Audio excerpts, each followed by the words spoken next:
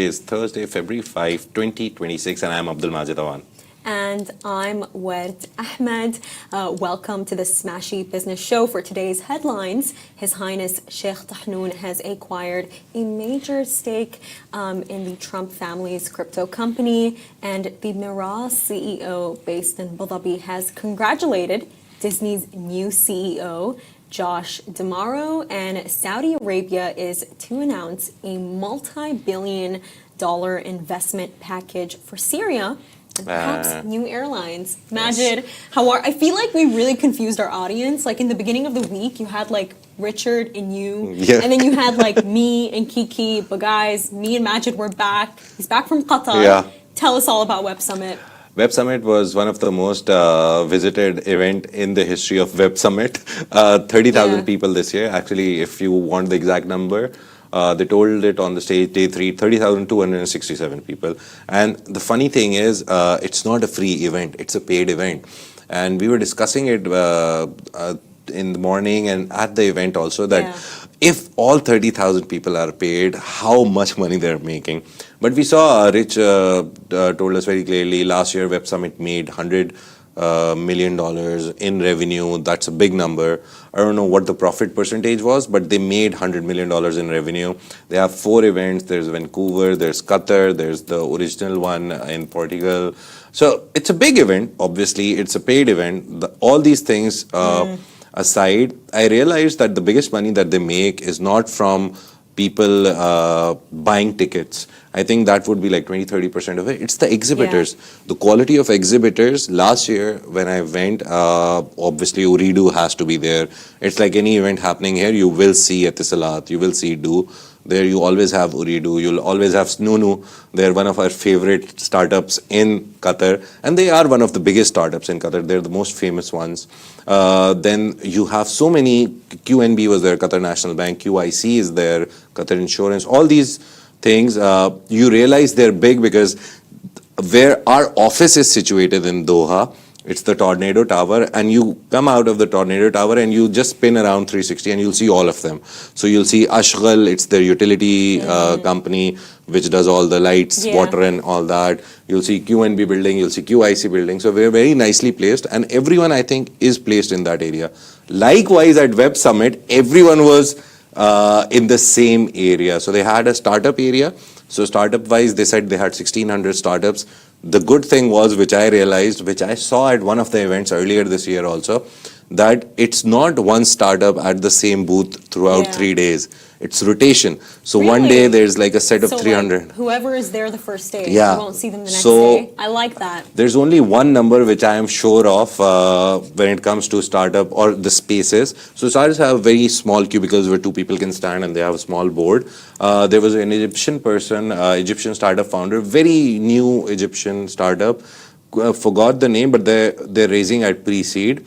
But it's fintech basically. That guy, I saw his LinkedIn post. He said that I paid $1,200 for day 3 of Web Summit to get a stall and present or exhibit there. The problem was that his visa and all this got rejected and they couldn't go, and Web Summit was like, we'll obviously cut some fee from it and then return you the money. So it's like more than the money that I'll lose, like maybe $100 or $200 of admin fee. I'm more sad about not going to Web Summit. So that is one number I saw. I was like, okay, a 2x2 or no, not even a 3x3. It was a 2x2 space for a startup. You pay $1,200. Imagine what QNB paid. They have like massive exhibition spaces. So money-wise, they do. I'm sad too that I was not there. You will go, inshallah, next year, and we'll have our booth. That's a promise. Maybe we have it. But you know what, Majid? What I wanted to know more, because Majid, he did like really great interviews, especially with the Tharwa founders, the Syrian brothers from Germany who are like starting an alternative for ChatGPT. How is it like speaking to those people? It's so interesting. One is 26, one is 24. They're so young. And when I was introduced to them and I looked at them, I was like, they look so young. In my brain, I was like, maybe they're 28, 30. They don't look at all, but I was like, maybe they're mature enough that they've come with such a nice idea. But then I asked, Saeed is the elder brother, long hair, and I asked him, I was like, how old are you guys? I know it's not a personal question. And he's like, I'm 26 and Hani is 24. I was like, at this age, That's crazy. you've created, you're going to question like the ethics of a global platform, ChatGPT, and Claude and Anthropic and everyone. They're going for the biggest names in the tech industry right now, and they're challenging them. And I was like, how do you go there in terms of maturity or in terms of even ideation of what you want to build? And they gave a very nice answer. It's not in the video. It was an off the script chat, but this thing I can say it's not a bad thing or something controversial. But they said that we wanted to go in something which would be like upscrolled. And I looked at it, I was like, so you wanted to build upscroll. They're like, the idea at the start was that we should have our own social platform. But crazily, they said the problem with Upscroll, they also had problems with Upscroll. They're like, it's a very great platform. We're very happy that it's not shadow banning Palestinian, this and that. But they're like, the problem is that building a platform is more difficult. And we also wanted to go into something where it was easier. And they're like, we are now 80 platforms. Paul Bigar's interview also says there are now 80 different startups under Tech for Palestine, and they're one of them. And they told me that when we looked at everything, we finally realized that this is the space we should go to. So they did a lot of research. They wanted their product to be market fit, and they wanted their product to stand out. Right. And then my next question was very complicated in my mind, but they had a clear answer. I was like, how do you make money? I'm like, I have $1 million. I'm an investor. I come to you. I'm like, I support your mission. I love this idea where you won't take my data. You won't train your LLM on my data. I love this idea. Here's $1 million. What is my ROI? When do I get my money back? When do I get dividends? Or whatever. Whenever, tell me a timeline of when I will get my money back. They're like, we're completely bootstrapped right now. Whatever we earned through our jobs, tech jobs, we put that money into it. We have zero investors right now. He's like, when our articles started blowing up, a lot of people came to us and they were like, we'll invest. But they're like, we don't want that. We want to bootstrap it to an extent. Right now, they have 80,000 users. 80,000 free users. And impressive. I was like, okay, how much, what if you can give me a number? And they're like, we have 1,500-ish paying subscribers right now. So one person pays $10 for a month. So they're making $15,000 they're making every month, at least right now. And they're like, we're in profit.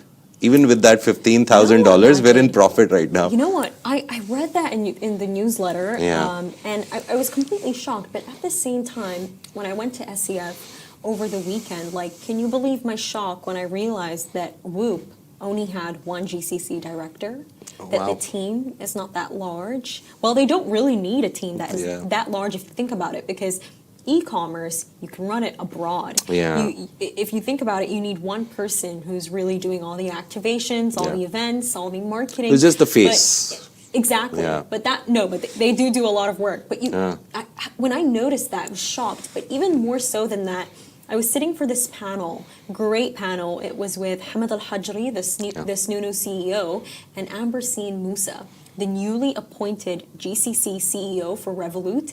And she said something that kind of links to what you just said. Like, these two guys, the Tharwa founders, they're so young. And you know what she said?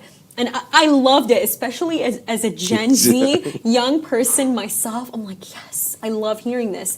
She was like, she's constantly asked this question of, do you hire people from Gen Z? Do you hire young people? How do they adapt in the workplace? And you know what she said? She said it's kind of like when she used to be young, it's always like, you don't want to let the young people, the kids get involved. And she said that in every single generation, there will always be a Gen Z, there will always be young people. What's going to make you stand out, it's your ability to get the work done and do it well. And when she said that, I was like, ooh, by the way, like, Revolut is hiring, guys. But when she said that, it just really stood out to me. And it's like, in that moment when I was listening to her speak about the AI automations that they have in Revolut and how they detect fraud, I think 600 million euros in fraud that they detected through the AI systems that they've built in place. It's like, you know, when you sit there, imagine, and you're like, okay, I know why you got appointed. I get it now because it's always like that. And to be honest with you, she's not really a new face in the scene. Yeah. She's been around for a while. Sukal Mal. It was Yeah. a comparison platform where you could compare prices for stuff. She's had a very interesting Arabic edtech startup. It was all in Arabic. Completely forgot the name of it. But then she exited out of that as well. And then we see Right. now her being appointed as Revolut is the biggest fintech in the world right now. Yes, it's it is. valued at what, 70, 80, no, 300. I know what the Yeah. founder is valued at. I know he's valued at like a Oh, yeah. good, I think it's like $10 billion. Oh, yeah. No, I think it's, no, $14 billion. That's the conversion. No, But, I remember they raised last at 100 billion or something, but they're bigger than some of the British banks which have been there for like 30, 40 years. I would honestly say that it's like the British PayPal. They're It doing is. great. It is, but they're doing a lot of stuff. It's not only money transfers, Yeah. but I love that how strategic they are. They know whichever market they're going into, they know which product to Yeah. market. So, for example, if they come here, you won't see foreign exchange or a lot. You will see a lot of money being transferred because a lot of people work here. They send money there. They'll start using Revolut for money But transfers. You know what, Majid? I found someone in house from Revolut PR, and they told me, they were like, we weren't going to correct you, but the launch, it's not coming this month. I don't know when it's going to happen, but it's going to happen soon, and we Yeah. need to stay ready for it. But just for our first story of the day, His Highness Sheikh Tahnoon bin Zayed Al Nahyan, the UAE's national security advisor and manager of its largest wealth fund, has reportedly acquired a 49% stake in World Liberty Financial for around $500 million, according to the Wall Street Journal. And the investment was made through Ariam Investment and makes the entity the largest known shareholder in the company, which operates in the rapidly expanding stablecoin and blockchain finance sector, highlighting growing Gulf interest in digital assets and US-based financial innovation. World Liberty Financial operates in the stablecoin space, an area seeing increased institutional attention as governments and investors explore blockchain-based financial infrastructure tied to traditional currencies, particularly the US dollar, and amid global shifts in payments and capital flows. And months after the investment, the United States approved the sale of hundreds of thousands of advanced AI chips to the UAE, including allocations to G42. His Highness Sheikh Tahnoon's artificial intelligence company, it's led by him also. He sits as the chair of a lot of companies. If we start listing it, we'll need at least 1 hour. But underscoring, this all underscores deepening technology cooperation between Washington and Abu Dhabi. Now, the deal follows a high-level meeting last year between His Highness Sheikh Tahnoon and President Trump in the U.S., after which the UAE announced a 10-year, $1.4 trillion investment framework into the American economy across technology, infrastructure, and finance. I remember a while ago, I did this story on Smashi, and it was basically about the UAE government acquiring this mansion, and I believe it was in Washington. And, you know, it certainly is going to set up that place of diplomacy that they have sought. But I think with this entire story, Majid, you know what? When I take a look at it, I also see the dealings of Trump and how they have an increased interest in cryptocurrency, and it's so conflicting and contrasting, because you look at Al-Walid bin Talal, who will tell you, you know, my friend, I think the CEO of JP Morgan, you know, even he does not like cryptocurrencies. And by the way, they have a fund now. JP Morgan has an ETF. this is what I mean. And then you look These at guys Trump. will tell you something on your face and then do something else. That's what I'm Yeah. like, are you trying to dissuade me? Yeah. Like, what is going on? But then when you... There's a lot of interesting things in this whole story. Obviously, the Western angle was, oh, it's a conspiracy. They took money so they can get basically access to chips. They're such haters. Access to, we bought the chips. We didn't get it for free. So it wasn't like His Majid Highness... bought them, guys. Yeah, Bought them. it's We not bought that them. His Highness Sheikh Tahnoon just invested $500 million in World Liberty Financial, and randomly GPUs started It's been appearing. years in the making. Right, Years and in the making. the main thing is it's not G42 that's doing only UAE work. Yeah. G42, the Stargate project, is one branch of the US Stargate project. The 500 billion Stargate project is the parent project of the UAE's target, which is building 5 gigawatts of capacity. We just shared Peng Zhao talking about it, that what that 5 gigawatt will do for not only UAE, not only for UAE companies or startups or giants, for the globe. But very simply put, the idea is, oh, hi, Mazen. Mazen has joined us from House of Pops. I love watching people come onto our show. Hi, Mazen, if you can say hi, we would love that. But the idea of this whole story is, he invested in a company. Trump also, when he was asked about it, he very nicely said that, oh, that is a company which my sons own. So I don't care what they deal with. They're businessmen. They can deal with whoever they want. It's not my company. Even but it if is his network. It is his even if connections. Mr. Trump is involved, I don't mind, because see, at the end of the day, everyone knows, and it's an open secret. Oh, Mazen says hi and heart and he's smiling. Thank you, Mazen, for listening to the show live. But the main idea is that it's business dealings, and from the day Mr. Trump became president, what do we always say? He's a businessman first, and then he is the US president. And this has been the nomenclature being used around the world, that he's a businessman at the end of the day. He would love to make deals.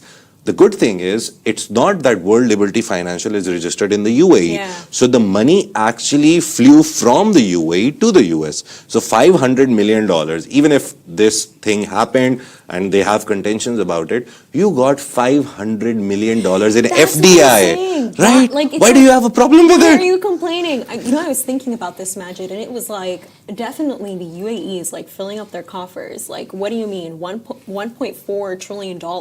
Even saying the name is like, it's crazy. It's a lot of money. And then you have like this 49% stake that we're hearing right now. But generally, I think, the fact that the Trump family has taken such a notable interest, I think, in cryptocurrencies. Like, I'm not going to lie to you. Do I understand that much about crypto? No.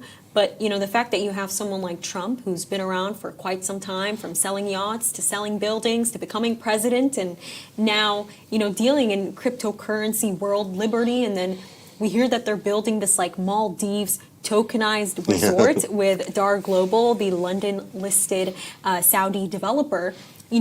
What is it telling you? It's telling you that someone like Trump, that like Trevor Noah and the Grammys made fun of for being completely old and past his time, is actually in prime time and understands the trends. So I think, and he understands business better than a lot of people. He definitely does. So when I see the story, I see that. But also with the UAE, and I think more and more, every single day, we're starting to see it more. I think they caught up with the AI trend much quicker than other people did. Oh my God, Majid, yesterday I gave this small session to the students in our office right now, where Miss Chadwick, who used to be my teacher, by the way, she was in the office and she was like, Ward, give them a session.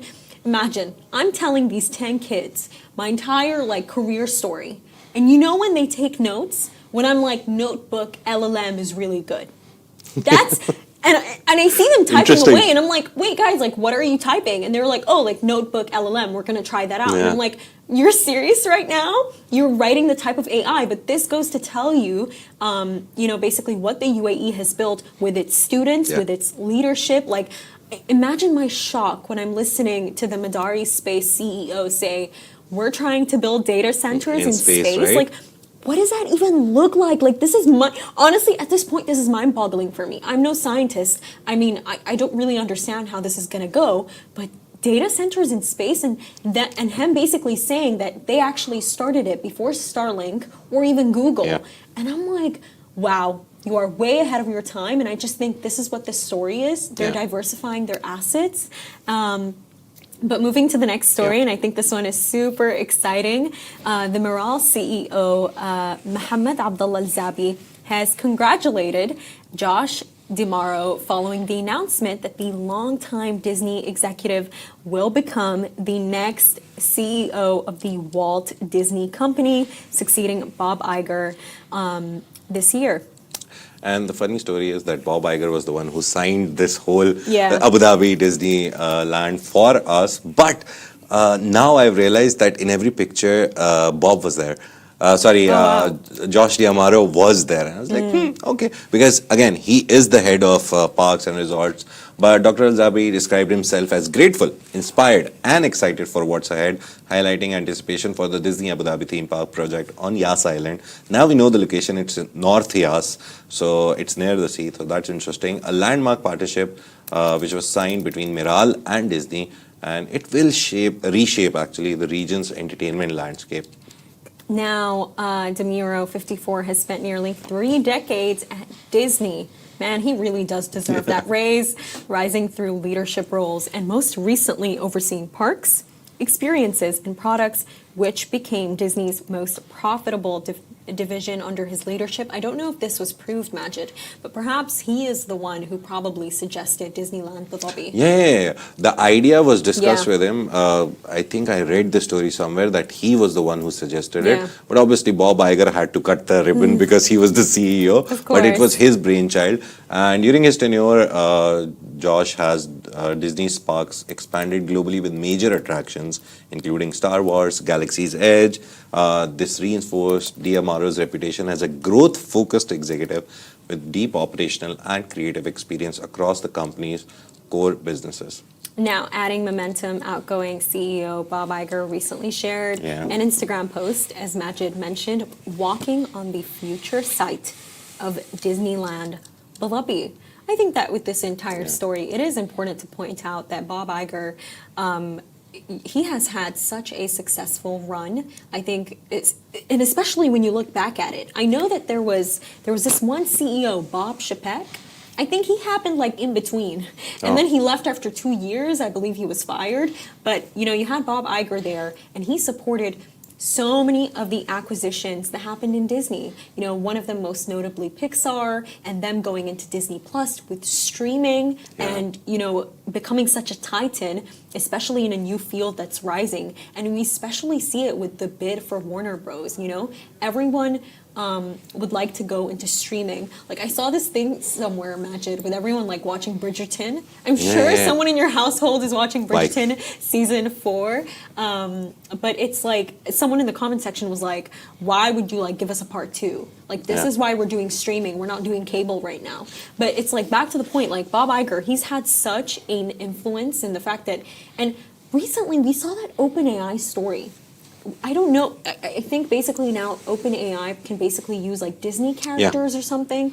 But this man has had such influence. So to see, and he was successful because when they got in that other guy, Sheikh, the reason why he left Majid is because there was this entire controversy with like the LGBT community and LGBTQ legislation, and essentially something about him not saying anything, which then like caused unrest with the employees. In fact, at that time, Disney's share price went down. It was to that extent. So, the fact that he has been able to maintain that stability and a It's brand. very big. Good idea. Yeah. In between, you mentioned Warner Bros. Discovery. Just a side note, Netflix CEO is right now facing the US, I think it's the standing committee, or he's facing the senators. It's literally bloody. They are taking him to the cleaners. You should go and, if you're doing TikTok, Instagram, whatever, just go look at those videos. They are literally asking him questions that you and me and everyone has been asking for years. One of the senators I remember was asking him that I don't allow my kids to even go to the Netflix kids account and watch stuff because I don't know what you're going to feed them. What propaganda will you feed them? I remember that show that Elon Musk made an entire big thing. So he basically said that I don't know what you're selling, and then you want to go on and buy such a big company, Warner Brothers Discovery, merge all of them. So basically you'll have a bigger platform for your propaganda. And I was like, oh my God, this is ruthless. But like, isn't all American TV propaganda though? Yeah, They're it being is, funny. obviously. But a lot of shows have good plots. Obviously, propaganda somehow seeps in.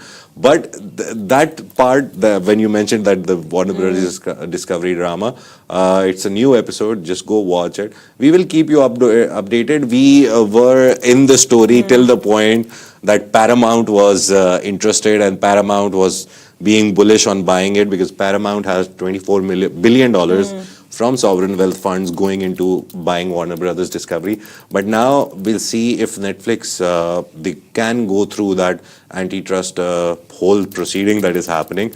If somehow the deal gets a stamp of approval, then we'll see Netflix and Warner Brothers, and it'll take at least a year to merge all of them. But if somehow, which is like the higher probability that it won't happen, since they're taking Netflix to the cleaners. No, I do think it will still happen. Money is If money. it doesn't happen, then Paramount jumps in back, and then maybe Warner Brothers Look, will if Paramount- literally beg like, please Imagine, buy now. If Paramount gets it, I'm just happy because I'm like, the sovereign wealth funds in the Middle Yeah. East get to win. And But actually, with Paramount also, this will also happen because it is a merger of two large entities. It will eventually go through a lot of scrutiny before it is finalized. Yeah. So right now, it's Netflix's turn. If it doesn't get a stamp of approval, then it will be Paramount's turn to answer questions, to be honest. And they're not asking easy questions. I just think with the entire story, it's always the big guy, the successful guy who's being targeted. And, you know, you have all these like jealous squirrels who are like Yes. jumping in, like, let's take them down. You know, no matter what people say about Netflix, they've done really well for themselves. And we're seeing it right now with Bridgerton. Yeah. You know, you have Stranger Things, like so many good shows that are coming in. Yeah. You know, some people would say it's just Shonda Rhimes doing a great job again, Grey's Anatomy. Have you seen Bridgerton? The course. recent season? Can Imagine- I spoil it for you or ask you some imagine, question? I've read all the books. Oh, you okay, nice. cannot spoil Because nothing for me here. I keep just walking Yeah. around and seeing like 10 seconds, 20 seconds of it because it's on the TV Yeah. all the time.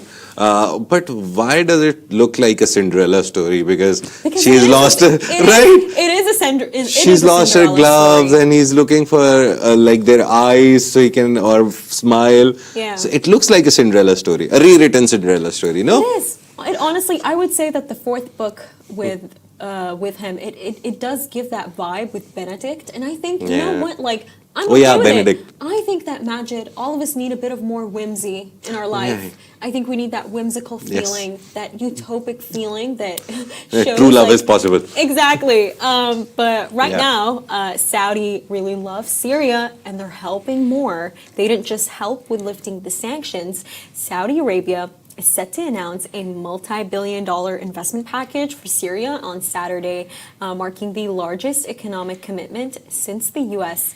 Lifted the sanctions in December. The Syrian Investment Authority head Talal al-Hilali told Reuters at the World Government Summit in Dubai. And the package targets telecommunications and real estate, particularly redevelopment in historic city centers.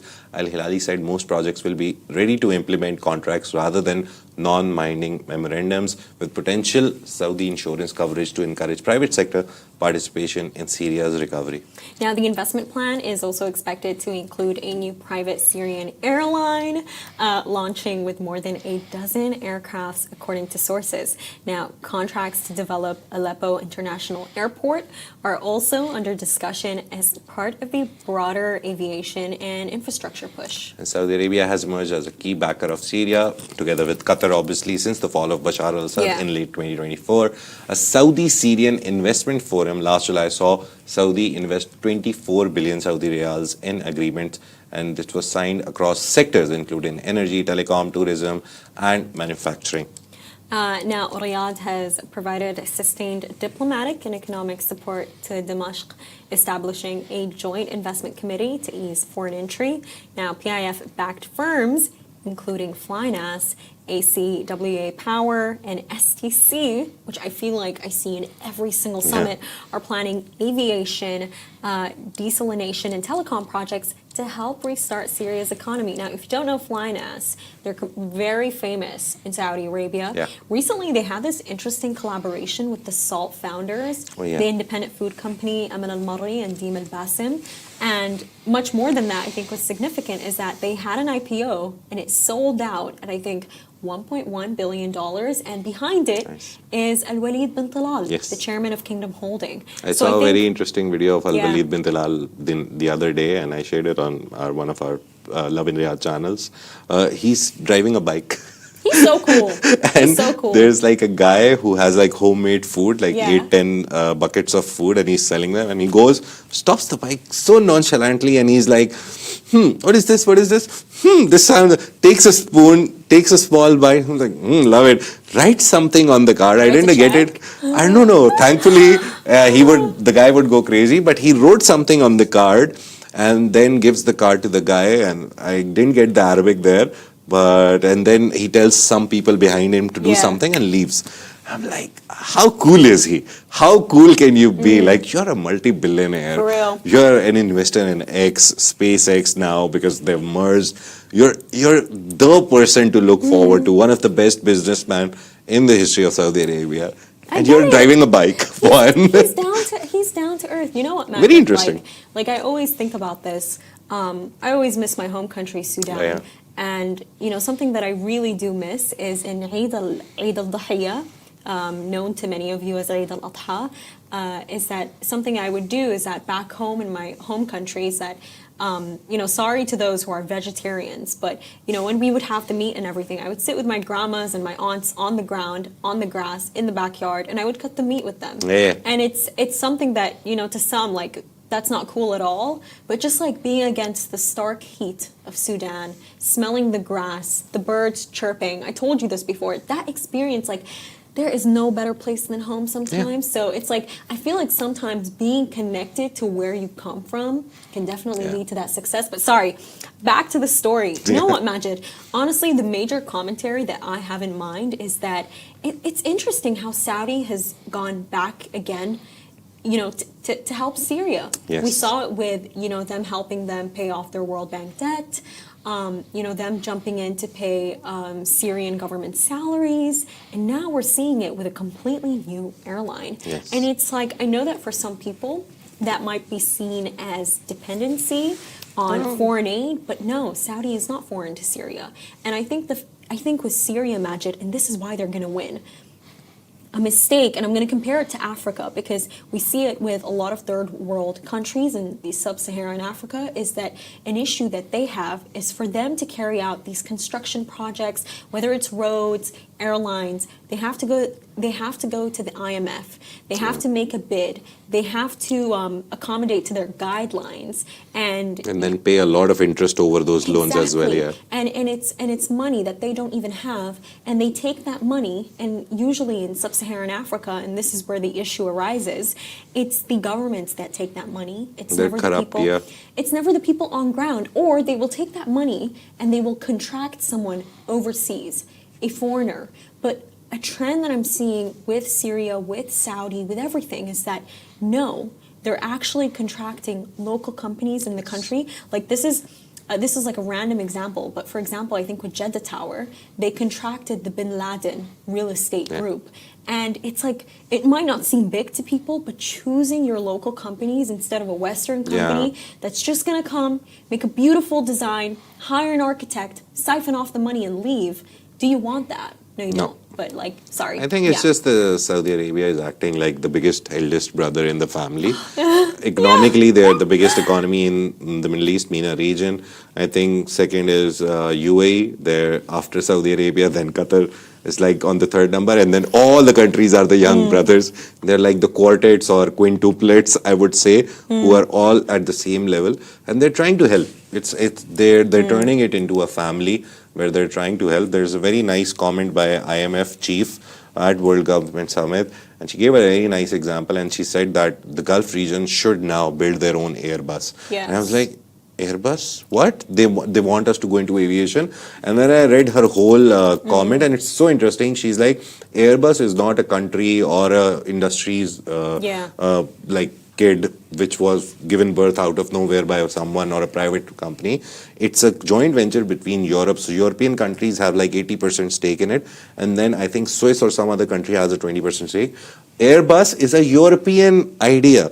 So, and we always talk about it. Airbus and Boeing are the only two companies in the world which you go for aircraft, right? And then you have can't that dependency. Yeah. So, but that whole idea was built by a region, that is Europe. And she's like, right now, if you look at this area, everyone talks about that they have money. So why not build their own Airbus? Not literally, but her idea is that for fighting against the Western propaganda or Western economic powers, or to become the most biggest economic power in the world, you can't fight alone. Saudi, UAE, Qatar, Bahrain, Oman, and this and that. You need to come together and then build something. And the next thing that she said was, the next frontier is AI. Everyone is building their own AI hero. Why not build a GCC based and Arab AI hero? Why not combine Humane's abilities with MGX, with G42, and with Qatar's Kai QAI?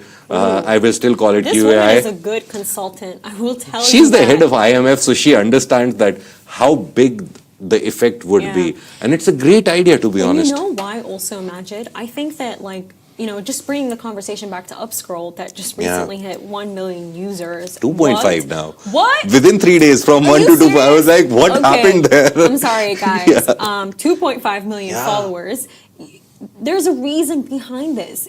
Of course, it's the fact that Assam Hijazi, great founder, great entrepreneur, great backing of the Tech for Palestine incubator, but it's also the young people. It's the Gen Z who are willing to, you know, to take that step and be like, you know what, bun TikTok, let me get on Upscrolled. But people should take advantage of that kind of energy, that activism that exists among young people right now, that ethical righteousness that I don't know where it's emerging from, but it's emerging.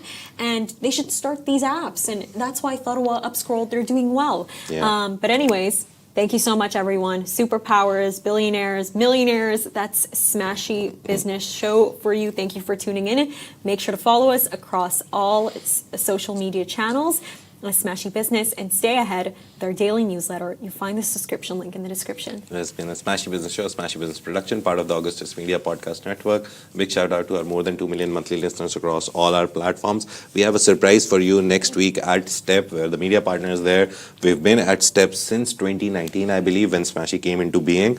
And this year we're also going, it's next week, Wednesday and Thursday. Me and World would be there. But we'll give you the details of what we're going to do there. There's something special and important coming up. So stay tuned to the Smashi Business Show. Thank you for listening. Have a great day. We'll see you on Friday. Bye-bye.